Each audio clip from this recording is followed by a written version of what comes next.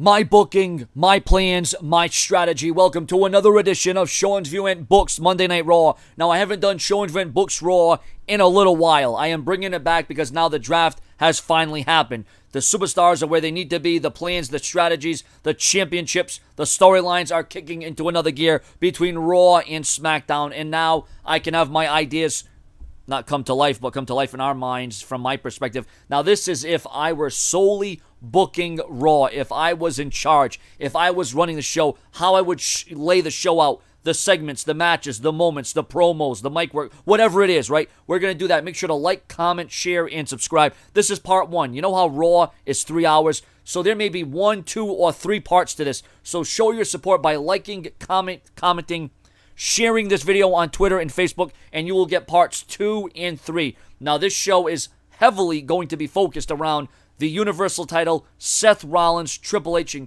obviously, Kevin Owens, Roman Reigns, because of the events that happened, that transpired last week. Now, once again, this is my ideas, my planning, my strategy, and if you support my content and you like what I do, please leave a like, comment, share, subscribe, share this video on Twitter and Facebook. So this is part one. For part two, show your support. So segment 1, 8 o'clock. We kick off Monday Night Raw. We don't even have the opening Raw video package. We don't even have that. We cut right to Seth Rollins backstage with a sledgehammer waiting for Triple H, waiting for that limousine, waiting for Triple H to drive up, okay? So Seth Rollins has already got plans to annihilate Triple H. He's already got plans to take out the Game, to get revenge, because there is going to be no remorse. There is going to be no mercy shown from Seth Rollins to Triple H after Triple H screwed Rollins out of the Universal title just last week. So that lasts from around 8 o'clock to 8:03 as the announcers, Michael Cole and, at ringside, Byron Saxton, they build us up about what's Rollins going to do, what's on his mind, what's his reaction going to be. And so they build it up pretty well. If I was on the announcer's booth, I'd build it up even better than what Michael Cole builds it up. But, no hate on Michael Cole. Michael Cole's pretty cool. So, segment number 2, okay? So that's about a 3-minute segment. Finally, Roman Reigns finds Seth Rollins backstage. And he explains to Rollins that Rollins was not the only one screwed over last week. And he knows for a fact that Triple H is smarter than arriving in a limousine where Seth Rollins can find him. He knows that Triple H has already received word that Seth Rollins is out for him. And Triple H already knows this. Triple H already knows that Seth Rollins is like a madman on a loose. And, Roman Reigns tries to calm down. He tries to talk some sense into, Reigns tries to talk some sense into Rollins. And Rollins says, you know what? I don't like you. We're not forming the Shield, but you may be onto something. You may have a point. So we're going to go out to the ring, and we're going to get retaliation. We're going to get revenge. We're going to make sure that the Game pays for what he did to not only me, but you. He says, for one night only, we're going to go out there, and we're going to show the Game how the game is really played. That you don't screw over Seth Rollins. That you don't screw over Roman Reigns. And Roman Reigns says, this is definitely what is best for business, because Roman Reigns says to Seth Rollins backstage, I know how this game is played. I know how Triple H works. I've been in the ring with him. Rollins, you have never been in the ring in a wrestling match. I faced him at WrestleMania. I know how the game works, and this is what we need to do. He says, we could beat the hell out of each other right now, but it wouldn't make a lot of sense. And Seth Rollins says, tonight only, but after that, all bets are off. So Rollins kind of gets talked out of waiting for Triple H and ambushing Triple H with a sledgehammer and attacking Triple H. So that segment ends there. Okay, so, things are looking on the up and up. At least they're looking on the up and up. That doesn't mean they're going to stay on the up and up, ladies and gentlemen. So that ends that one. So then we go to segment 3. Okay, and remember, you also have to think about commercial breaks and the WWE Network being promoted and the usual on Raw. So I counter in commercial breaks as I book and write the show, okay? So segment number 3, we come back from a commercial break. We still have no matches, no mic work in the ring, okay? All stuff happening backstage. I like to, use the surroundings. I like to use the arena, the building, okay? Segment 3, Kevin Owens music hits. Oh, wait a minute. The Universal Champion, Kevin Owens, is here. Kevin Owens is going to come out. Can you imagine what Rollins is going to want to do to Kevin Owens? Because Kevin Owens, even though he looks shocked, Rollins believes that Kevin Owens, he's got something coming for him too. So Kevin Owens music hits. But instead of Kevin Owens comes out comes Seth Rollins. Sledgehammer in hand. Rollins looking like a wild man with a sledgehammer. fans are going crazy. They can't wait to see Rollins destroy Triple H or Kevin Owens. This is going to run from around 8:10 to 8:30. This is going to be a long segment because there's going to be commercial breaks also added in. Kevin Owens is then shown on the Titantron laughing at Rollins, laughing from his hotel room. Okay, Kevin Owens, the smart man here. Kevin Owens, the champion. Kevin Owens calling Seth Rollins the chump. This is not sitting well with Rollins. Rollins is getting more mad as the seconds go on. Kevin Owens is now getting underneath the skin of the architect. It's now Kevin Owens' show. It's the Kevin Owens game now. And we're led to believe that Kevin Owens wasn't even on this. Kevin Owens didn't know what was going on. So as Seth Rollins is getting more infuriated as just the minutes and the moments go by, Kevin Owens says that, as long as he is the champion, Seth Rollins won't touch him. Seth Rollins is not on his level. Seth Rollins is not the game. And once again, for a man that wasn't in on it, a man that had nothing to do with it, he's sure talking about Triple H a lot. And once again, Seth Rollins is just getting more mad, and the wheels are turning. You can see Seth Rollins is about to flip. He's about to snap. He's about to go all out here. So not a good way to get underneath Seth Rollins' skin, especially after he lost the Universal title last week, or shot at the Universal title. He was closing in on becoming the champion. He was so close yet so far away. So then, ladies and gentlemen, what happens in from there is Mick Foley. Mick Foley comes down because Seth Rollins says, you know what? I'm going to sit in the middle of this ring. I'm going to set a chair up. Seth Rollins sits in the chair and says, I am going to sit in this ring, and I am going to hold up Monday Night Raw until I get an answer, until I get a rematch for the Universal title. So Seth Rollins is sitting in the ring. We go to a commercial break. We come back from the break. Rollins is still in the ring. And by this point, we have Goldust come out. Goldust saying, well, I have a match scheduled. This is the plan. You're not supposed to be out here and intimidating superstars. And, this is my time. I have a match. I was booked. This was the plan. This was the strategy.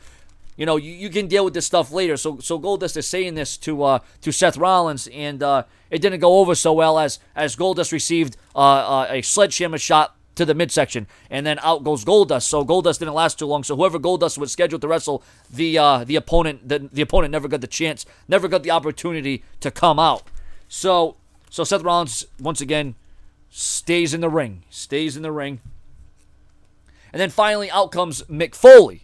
Mick Foley comes out and says, you know what? He was just as shocked as Seth Rollins was. He had no idea. He had no clue what was going on. But there are matches. There are plans for tonight. And Seth Rollins cannot ruin those plans. Don't do something you're going to regret, Rollins.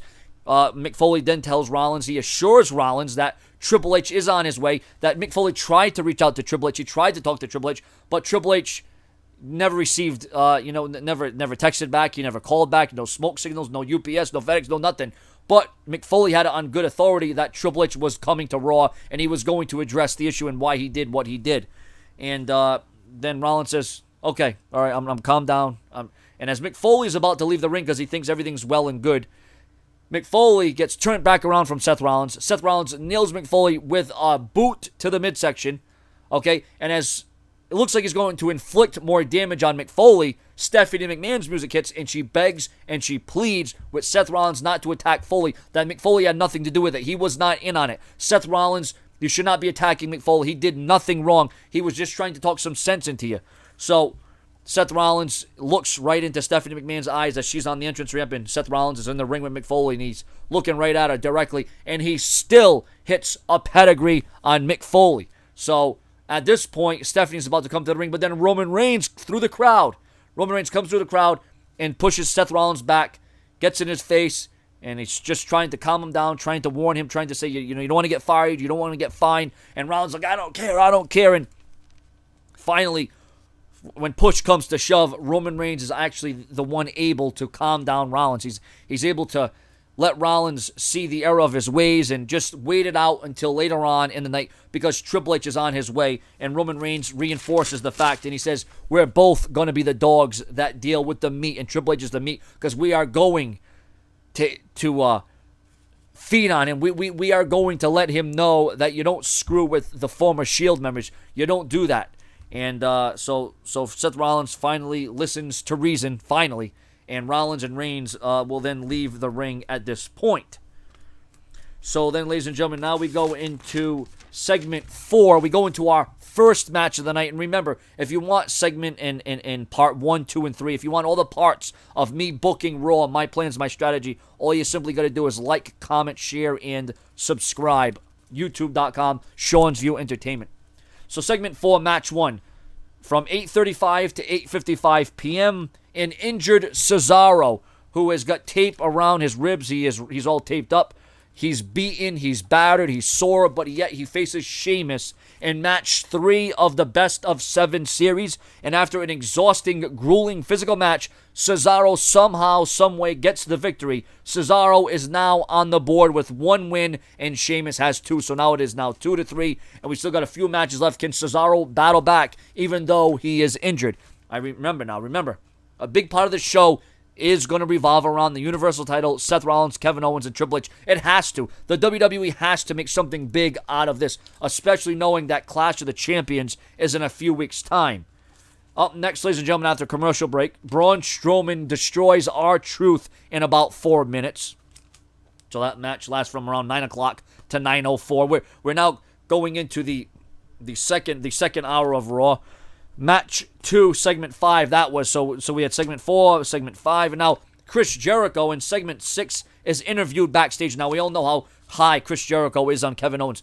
Chris Jericho has Kevin Owens back. Chris Jericho and Kevin Owens are friends. They are very close. Chris Jericho says in the interview, he told the world he believed in Kevin Owens. He knew Kevin Owens was going to do it, with or without Triple H's help. And tonight, Chris Jericho says this is going to be a night that nobody ever forgets. And Chris Jericho goes on to state that he guarantees that Kevin Owens will have his night. It will be the Kevin Owens show, and nobody is going to get in the way.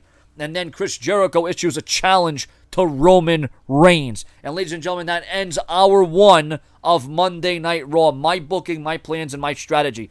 Ladies and gentlemen, to see and hear and upload part 2 or part 3, there's only going to be about 2 or 3 parts to me booking Raw. That goes to the 11:10 p.m. hour. So once again, ladies and gentlemen, if you like this, if you want me to continue this each and every week, I may even do it with SmackDown, seeing how good this gets over. With no videos being provided today, it's not my fault. The news and the rumors in the WWE has been very slow. There hasn't been a lot of breaking. There hasn't been a lot going on. I apologize for that, but once again, it's not my fault. So your comments and your opinions, this is me booking Raw up to this point.